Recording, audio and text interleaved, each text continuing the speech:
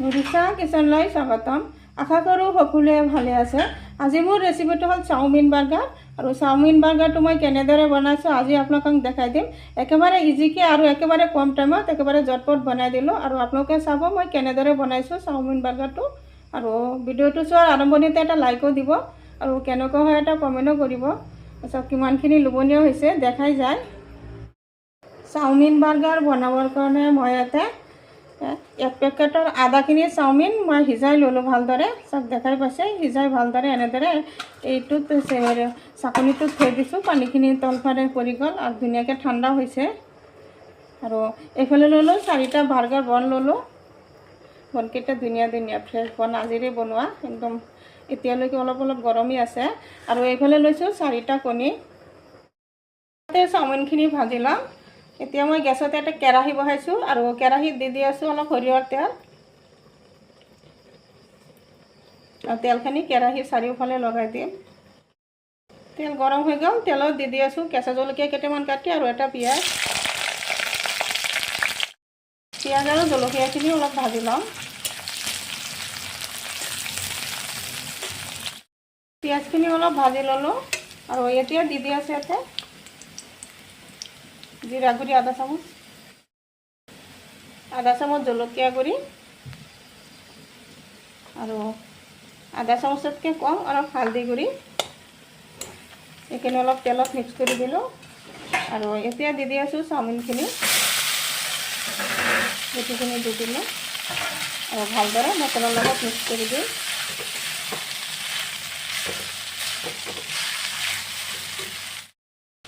ভালদৰে মছলাৰ লগত মিক্স কৰি দিলোঁ আৰু হেতাটো দি অলপ এনেদৰে কাটি দিলোঁ। তেনেহ'লে মছলা মিক্স কৰাত সুবিধা হৈছে। আৰু এতিয়া দি দিম অলপখিনি নিমখ। 1 চামুচমান নিমখ দি দিলোঁ আৰু নিমখখিনি ভালদৰে মিক্স কৰি দিম। চাওমিনখিনি ভজা হৈ গ'ল আৰু ভালদৰে এনেদৰে লৰাই ভাজি ল'লোঁ। আৰু এতিয়া এইখিনি নমাই দিম। একদম ধুনীয়াকৈ জৰজৰাকৈ ভাজি ল'লোঁ। গেছত তাৱা বহাইছোঁ আৰু তাৱাত দি আছোঁ সৰিয়হৰ তেল অলপখিনি। এতিয়া কণীকেইটা অলপ ফ্ৰাই কৰি ল'ম। এটা কণী ভাঙি দি দিলোঁ আৰু দি আছোঁ কণীৰ ওপৰত অলপখিনি নিমখ।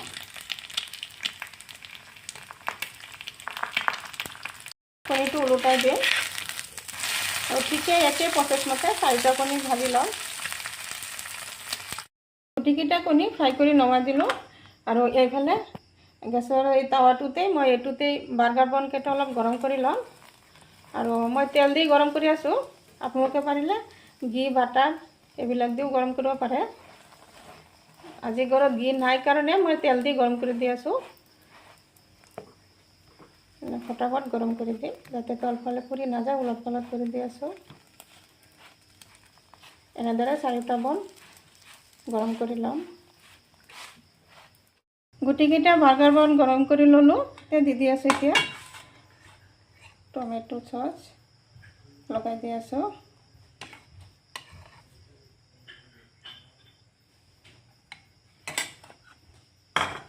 ইয়াতে দি দিলোঁ 1 পিচ পিঁয়াজ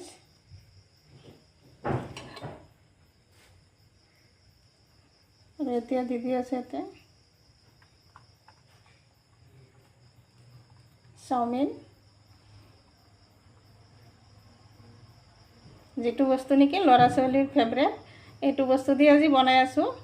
চাওমিন বা মেগী ইহঁতৰ কাৰণেতো আৰু ক'বই নালাগে, বহুত ফেভৰেট। আৰু ইয়াতে দি দিলোঁ কণীটো। কণী দি কণীৰ ওপৰত আৰু 1 চামুচ চচ লগাই দিলোঁ আৰু এইটো ওপৰত এনেদৰে দি দিলোঁ।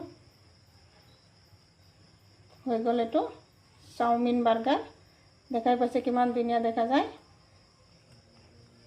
এতিয়া আৰেক পিচ ল'লোঁ। এইটোতো টমেটো চচ লগাই দি আছোঁ ভালদৰে। ঠিকেই একেই প্ৰচেছ মতে এইটো বনাই দি আছোঁ। একদম ইজি, একদম ঘৰতে থকা যিখিনি উপকৰণ দি একদম শৰ্টকাট বনাই দি আছোঁ। আপোনালোকে পাৰিলে বেলেগ হেৰিও দিব পাৰে, ভেজিটেবলছ দিব পাৰে। ইয়াতে চাওমিনখিনিও দি দিলোঁ ইয়াতে।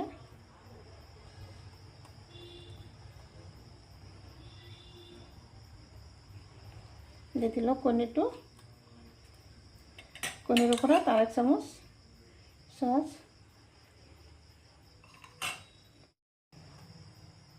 এনেদৰে ওপৰত বহাই দিলোঁ। চাওক মই 2টা বনাই দেখাই দিলোঁ, দেখা পাইছে কিমান লোভনীয় হৈছে। ঠিক তেনেদৰে বাকী 2টাও বনাই ল'ম। হৈ গ'ল চাওমিন বাৰ্গাৰ, দেখা পাইছে কিমানখিনি লোভনীয় হৈছে। চাওক কিমান ধুনীয়া হৈছে। নিশ্চয় মোৰ ৰেচিপিটো ভাল লাগিছে। যদি ভাল লাগে লাইক শ্বেয়াৰ কমেণ্ট কৰিব। প্লিজ এটা ছাবস্ক্ৰাইব কৰি কাষত থকা বেল আইকনটো প্ৰেছ কৰিব। আজি মোৰ ৰেচিপি এইখিনি। আকৌ আশা আছে কাইলৈ আৰু এটা নতুন ভিডিঅ' লৈ আহিম। Thank U.